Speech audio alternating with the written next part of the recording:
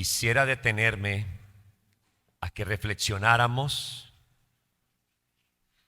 en estas vísperas del Domingo de Ramos y el inicio de la Semana Mayor sobre el silencio de Jesús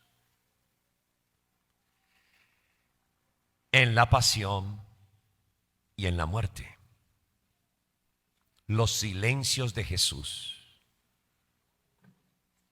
Si usted toma los evangelios, siempre viste a un Jesús hablando continuamente, dando respuesta a muchas preguntas, predicando, curando.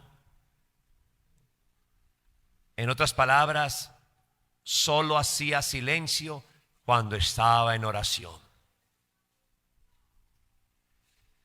Pero observamos que cuando ya empieza el momento de su pasión, Cristo ya poco habla. Las últimas palabras de Jesús, o diríamos el diálogo extenso que tiene Jesús, es cuando está en Getsemaní y le dice a los discípulos: oren conmigo, velad conmigo. El espíritu está pronto, pero la carne es débil. Y le pedí al Padre, si es posible, aparte de mí este cáliz, pero que no se haga mi voluntad siendo la tuya. Regañó a Pedro: ni siquiera es capaz de estar despierto al menos una hora orando conmigo. Y luego le dice, los despierta: levántense, ya viene el que me entrega, el traidor. Voy a caer en manos de los hombres. Desde ahí en adelante Jesús se silencia. Ya vemos a un Cristo que poco habla. Cuando va a ser juzgado, cuando va a ser sentenciado, habla muy poco. En el Sanedrín, cuando lo tienen a él en ese juicio, las palabras de Cristo son muy pocas. Uno de los que estaban ahí le pegó una bofetada a Jesús y Jesús dijo: ¿por qué me pegas? ¿En qué he hablado mal? Y también cuando hablando con Caifás le dice que él es el Hijo de Dios. Inmediatamente esto es la forma como el Sanedrín lo señala el gran calumniador, o más aún el que blasfemia y se presenta como un Dios, como Dios. Conviene que muera un hombre, dice el sumo sacerdote. Conviene que muera un hombre y no toda una nación. Este hombre habló por el Espíritu Santo. No entendía lo que estaba diciendo y era cierto. Era bueno que muriera no más Jesús, para que los demás no pereciéramos, sino que fuésemos salvados. Luego lo llevan de Poncio Pilato. Tiene un diálogo con Poncio Pilato y fueron poquiticas las frases. Si mi reino fuera de este mundo, ya hace rato una legión de ángeles vendrían a destruir y salvarme. Pero no. No vas a hablar, le dice Pilatos, te estoy haciendo preguntas. ¿Y qué es la verdad? Le dice Pilatos. No dijo nada a Jesús, que la verdad soy yo, lo estaba diciendo con su vida. Ya he hablado mucho. Vemos los silencios de Jesús. Y así fue en su pasión, lo llevaron al momento de flagelarlo. Había silencio. Se escuchaban sus gritos, claro, su dolor por cada azote y golpe que él recibía. Pero no había ninguna palabra que salía de él. El silencio de Jesús. Fue llevado al Gólgota y en el camino tuvo un par de frases. Consoló a las mujeres de Jerusalén. Fue muy poco lo que habló Jesús.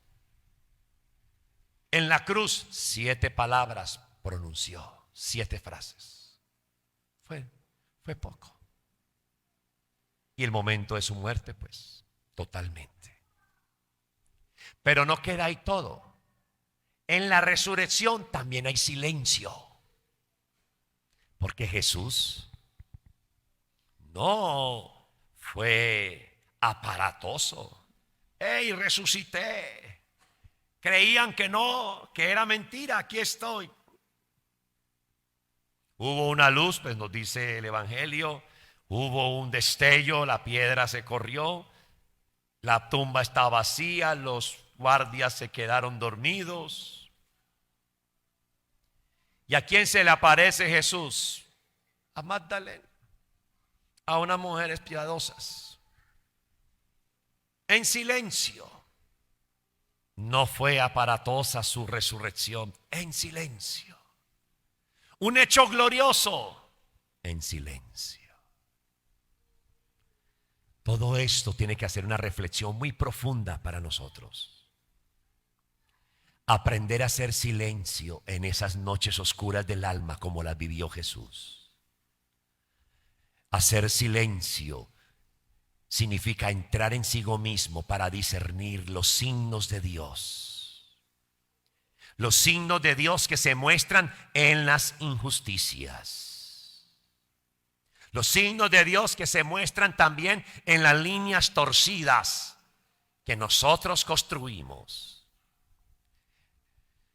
El silencio que hay que hacer para poder escuchar y comprender a Dios en esas instancias de desierto. Poco habló Jesús, no se defiende, se va a la cruz como oveja trasquilada, como oveja muda, dice el profeta Isaías. No habla la oveja cuando la van llevando al esquilado para hacerle todo el proceso que requiere, ella está muda. Los silencios de Dios hablan más que la misma acción audible. Aprendamos de Jesús en esta Semana Santa a descubrir la profundidad de la voz y la voluntad de Dios en los silencios de mi vida. Hay personas que les cuesta escuchar a Dios porque hablan mucho, cacatúas, porque su mente está muy dispersa y le cuesta la interiorización. Es necesario los episodios de silencio, instantes de silencio, como también discernir los silencios de Dios. Los silencios de Dios, sí. Dios habla incluso a través de sus silencios. Eso es muy importante. No entiendo, Dios me queda callado, Dios no me habla. Dios, ¿dónde estás? El Señor, que con todo esto que estoy viviendo, oro y nada. Ahí hay un silencio de Dios que está hablando. Pero a quien escucho es a la angustia de mi vida. Escucho es a la ansiedad, al nerviosismo, a la crisis en la que escucho. Pero el silencio de Dios no lo logro escuchar. No lo logro discernir. Porque me enfoco en la ansiedad, en la injusticia, en lo que es contradictorio, en lo que no me cabe en mi lógica. Hay que aprender a discernir ¿Qué me habla Dios a través de ese silencio en esa noche oscura de mi alma? Jesús peleó con el Padre en Getsemaní. Jesús le reclamó al Padre. Jesús confrontó al Padre Dios. Jesús se interiorizó y se abandonó en el silencio del Padre. Cristo experimenta el abandono del Padre en la cruz. Es que está muriendo el Hijo. Está muriendo. Y por eso Jesús en su cuarta palabra dice: Dios mío, ¿por qué me has abandonado? Es el silencio de Dios. Y es la crisis de Jesús, que está viendo que los que están ahí se pueden escandalizar de que aquel que se había presentado como la salvación lo vean derrotado en la cruz, pero no entiende que es el triunfo. Es morir en la cruz. Y hay una crisis en Cristo. Siente el silencio del Padre Dios. Es escasamente lo que puede hablar Jesús. Pero Cristo profundiza y se une íntimamente con el Padre. Mi corazón está firme en Dios, dice el salmista. Es el clamor del salmista, el clamor del hombre creyente que se ve envuelto en una situación de persecución, de purificación, de dolor, de enfermedad, de mala noticia. Que logra comprender que en ese silencio aparente de Dios, que pareciera que me entregó a los adversarios, me entregó a mis enemigos y que me pagan mal. Esa persona que no valoró tu amor, esa persona que habló mal de ti, esa persona que fue hipócrita contigo, esa persona que creó un mal ambiente a ti. Ese es una situación que obviamente nos pone mal y que uno siente el silencio de Dios, como Cristo también.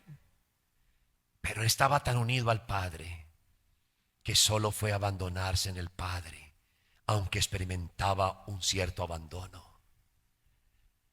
¿Por qué? Porque Cristo tuvo que descentrarse de sí mismo para centrarse en la voluntad del Padre. Hizo un acto heroico en Getsemaní: no se haga mi voluntad sino la tuya, pero si es posible, aparta de mí este cáliz. Estaba tratando de negociar Jesús con el Padre, pero él quería la voluntad de él y no la del Padre. Pero él mismo se repone: Señor, es tu voluntad, no la mía. Era el combate que tenía Jesús, porque Jesús en sí mismo estaba experimentando la cercanía al pecado y la lejanía de Dios. En eso consiste el abandono del Padre a Jesús. No es que lo haya dejado botado, no, sino que Cristo está recibiendo y asumiendo el pecado de toda la humanidad, y eso lo aleja de Dios. Siente la lejanía de Dios, porque está asumiendo en su vida el pecado de toda la humanidad, desde Adán y Eva hasta el último personaje de la existencia del mundo. Entonces hay una crisis en Cristo.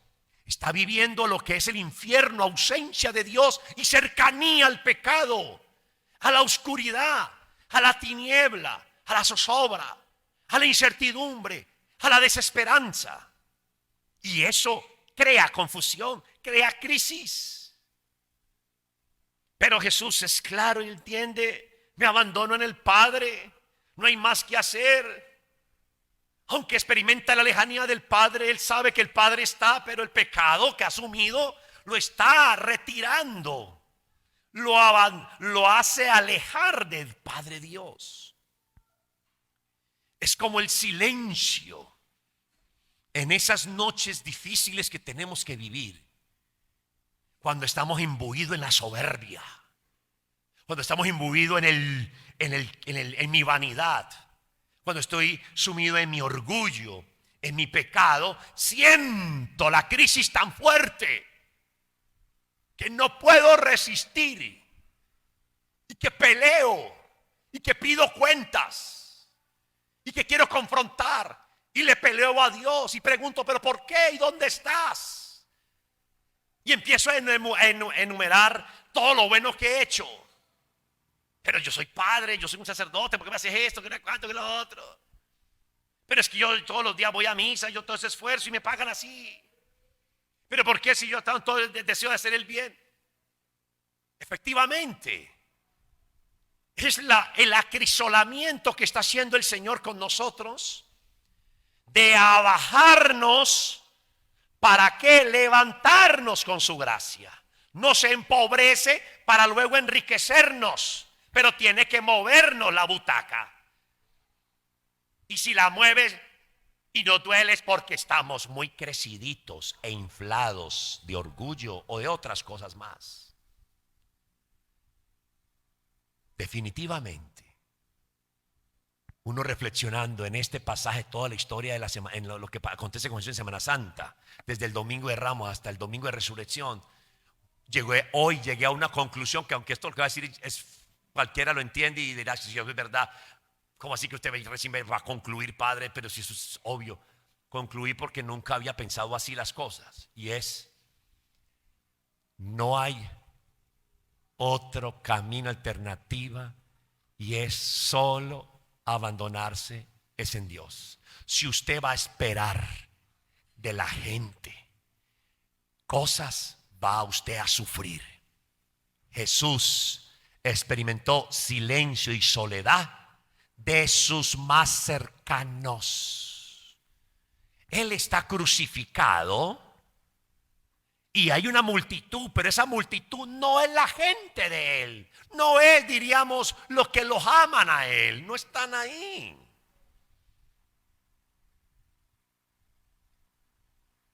Es como una gallina en un congreso de zorras. Así estaba como Jesús en la cruz. Escasamente pues estaba María, Juan, algunas mujeres piadosas, pero todos los demás estaban: crucifícale, crucifícale, crucifícale. Entonces, una cosa es sentir que estoy caído y golpeado, pero rodeado de gente buena y gente que me da apoyo. Y otra cosa es estar caído, golpeado, lacerado, rodeado de zorras, de zorros, de todos los que me han acechado. Duro, porque continúa la humillación, continúa lo grotesco, el ataque, la burla. Continúa viéndose el panorama como de derrota. Entonces, la conclusión es esa. Definitivamente uno tiene que confiar y esperar en Dios. La gente siempre te va a defraudar, sea el esposo, sea la esposa, sea el hijo, sea la mamá, sea el papá. De una u otra manera van a defraudarnos, porque hay pecado. Jesús, si se pone a confiar en sus discípulos, pierde el año. Llevó a los 3 más cercanos y se le quedan dormidos. Siempre despiertos pescando, pero le dio por dormir el día más importante. Trasnochaban pescando. Pasamos toda la noche, Señor, pescando y no pescamos nada, pero en tu nombre echaremos las redes. Ese Pedro estaba vivo, pasó en vigilia, pero no en oración, sino echando peces, buscando peces. Y a la madrugada el Señor lanza la red y pescan. No dormían, pero vienen a dormir en el momento más trágico de Jesús. No los encontró en oración, no lo apoyaron. Los más cercanos le fallaron. Los más cercanos te van a fallar. Tus hermanos te van a fallar. Tus hermanos servidores te van a fallar. Tu gente, tus primos, tu familia consanguínea te falla. Los amigos te fallan. Es una realidad innegable. ¿Por qué? Porque hay pecado, limitación. Por eso, entremos en esta Semana Santa, es concluyendo. Si pongo la esperanza en personas, quedaré defraudado. Mi esperanza es en el Señor. ¿Dices qué? Aquí no es en estos, es en el Padre Dios. Y termino entonces. De esa crisis de Jesús y esa lucha de Jesús, también en quién va a dejar la iglesia futura, en quién va a dejar el papado, en quién va a dejar el porvenir de la iglesia, en 12 que se torcieron, uno lo traiciona, el otro lo niega, el otro lo dejan solo, y ahí el Juan medio se asomó a la cruz junto con María, el peladito ese. Pero Jesús tenía claro, es en el Padre en el que esperaré para que estos primarios, limitantes, pecadores, buscando puestos, peleando yo no sé qué, y que queriendo el puesto a la mi derecha y a la izquierda, a los hijos de Zebedeo, estos van a poder ser transformados por el poder. Y entremos en esa Semana Santa, en ese discernimiento, en el discernimiento del Señor, que quiere de mí, que quiere ajustar y enderezar. Porque esos silencios del Señor duelen mucho. Y las noches oscuras preocupan mucho. ¿Qué quieres enderezar en mí? ¿Qué quieres purificar en mí? Que has permitido injusticias, que has permitido situaciones dolorosas de enfermedades o problemas. ¿Qué me está haciendo falta a mí? Que has permitido este silencio y esta circunstancia de cruz. Eso fue. Cristo entendió que tenía que pasar por ahí porque había que purificar a toda una humanidad. No porque Cristo ha hecho cometió un error, no porque Él asumió el pecado de todos. Esa fue la paga. La consecuencia de que Cristo asumiera el pecado de todos nosotros es, ¡pum!, la muerte y la flagelación y la pasión y todo lo que le aconteció. Y el triunfo de la resurrección, en silencio, glorificado, salió del sepulcro. Algunos presumimos de lo que Dios hace en mi vida, es que soy muy santo. Paja. En silencio. No, Dios se encargará de que usted brille, pero no muestre. No muestre por la carne lo que Dios está haciendo en usted. Dios lo hará en su silencio y en su sabiduría. Y ese efecto de testimonio es el que va a tocar corazones.